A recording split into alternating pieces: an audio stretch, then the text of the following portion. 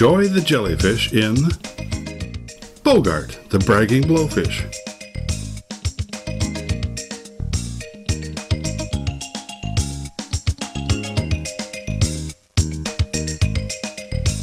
Stephanie Seahorse swam quickly through the kelp.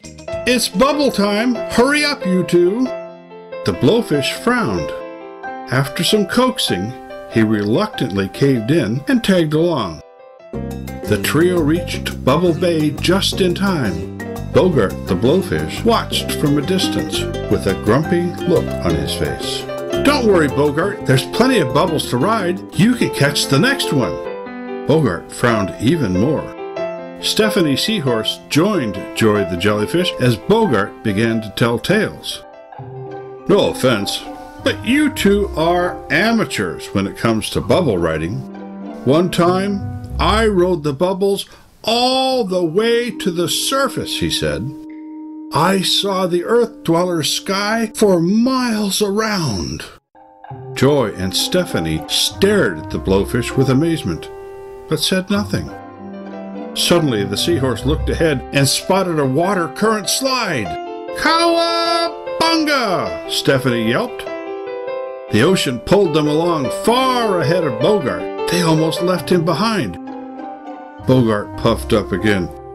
"What we just did is nothing," he puffed. "Why, one time I rode a current all the way to New Zealand," he said proudly. "Really?" Stephanie commented. "It must have taken you days to get back." "Oh, no," Bogart replied.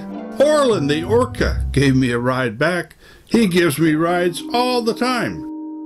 Stephanie stared at the blowfish suspiciously. "In fact, I have to meet him now," Bogart gloated. "He told me he'd take me out into the great deep." "Okay," Joy replied with a hint of disbelief. "Catch you and Stephanie later," Bogart said, and then swam off. "He is such a bragger, puffing up like that all the time," Stephanie cried. "He doesn't know any whales." Joy replied. "You know, Bogart was pretty far behind us in the rip current, and he missed most of the bubble blasts. Perhaps he is only bragging because he feels left out. We should have slowed down so he could catch up. A true friend is someone who waits for another." "No one ever wants to feel left behind," Joy said. "Bogart only acted like he didn't need us because he felt we didn't want to include him." The next day, after Seahorse School, Joy and Stephanie went to find Bogart. "Can you join us in a game of chase in the kelp beds?" Bogart struck a wide smile. "You two want me along?" Bogart responded with surprise. I mean, of course, you will need an expert and someone with great experience if you wish to know the best way to race around the kelp beds." Stephanie and Joy listened attentively, and soon Bogart's bragging began to diminish. It was as if telling puffed-up stories was not of importance anymore.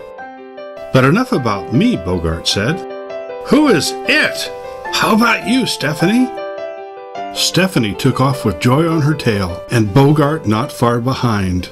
This time the seahorse and the jellyfish played at a slower pace. Within moments, Bogart sprung ahead of Stephanie, and now he was the one being chased. They played for hours. Joy struck a warm smile as playtime concluded. Bogart returned one in kind, too. He finally felt accepted, and no longer felt the need to prove himself to anyone. And from that day forth, the blowfish rarely bragged again.